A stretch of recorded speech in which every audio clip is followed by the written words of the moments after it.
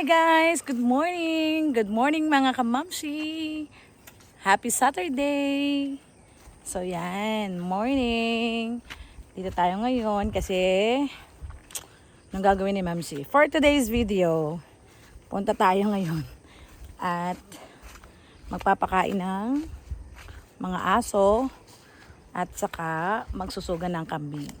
Kasi kami ay patagaytay mamaya dahil mag-aanak tayo sa kasal. Wow, kasal na yan ha. To the next level na ha. Yan. So, hindi na ako din nagpunta ang asawa ko kasi sayang gasolina. Ang mahal. Diyos ko po, Rude.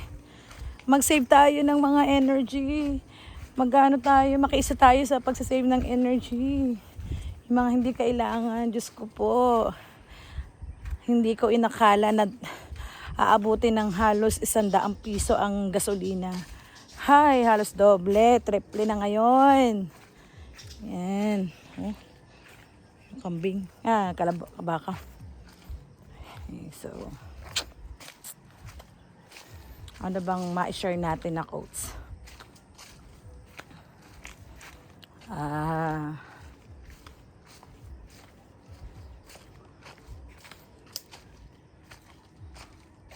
Ang i-share natin ay yan. So, to. Do not compare yourself to other people. Kasi eventually, we will not be happy or maybe we will not be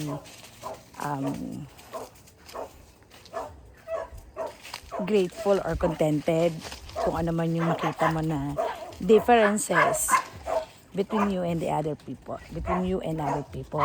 Kasi sabi nga natin, may kanya-kanya kasi tayong faith, 'di ba? May kanya-kanya tayong kapalaran. So kailangan lang natin gawin ay magpasalamat tayo kung ano man yung meron tayo ngayon. And kung ano man yung mga gusto natin gawin, we have to work hard, no? And sabi nga natin, ang happiness naman, it cannot be measured naman kung ano yung na-achieve mo sa buhay. But it is how you've been so grateful or you've been so contented sa kung anong meron ka.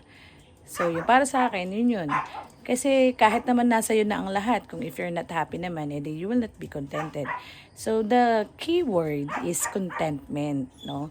You have to be contented and you have to be contented on what you have at ma-achieve lang natin yung contentment if we are grateful kung ano man yung meron tayo sa buhay natin.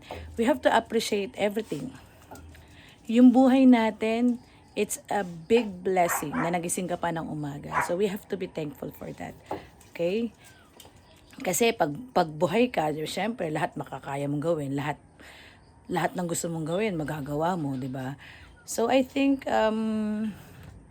happiness is just being contented on what you have by being grateful, no, sa taas, no.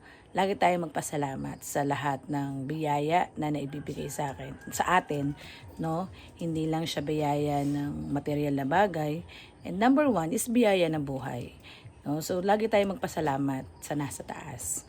Okay? So, the word for today is contentment. Okay? So, ayan. Busy na ako, guys, ha. Magpapakain na ako, ha. Busy na ako, guys, ha. Papakain na ako. At saka ito, yung ula ko nga siya, oh. Yan. Nanganak na yung kambing namin, eh. So, yun yung anak niya. So, namin siya. Inilalabas ko siya. Kasi, pinapasok ko sila sa gabi kasi 3 kambing yung nakain dito ng aso. So, nadala na ako. Sayang naman, di ba? Sayang yung 3 kambing kung makakain lang ng aso. Malalapang lang ng aso. Okay, so, hi! Shout out sa mga may-ari ng aso dyan na inaalpasan, no? Tapos na mumurwisyo ng ibang hayop, no? So, yan. Shout out lang. Kasi, syempre, ginagastusan din namin to. Investment to. So,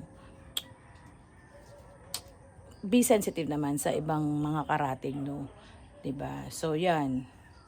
So nanganak siya kaya iniingatan na namin siya kasi baka makain na naman siya. Sayang naman, tatatlo na nga lang siya. Dapat tatlo na nga yung bisiro niya. So, yan. So, guys, this is for today's video. Happy Saturday and God bless!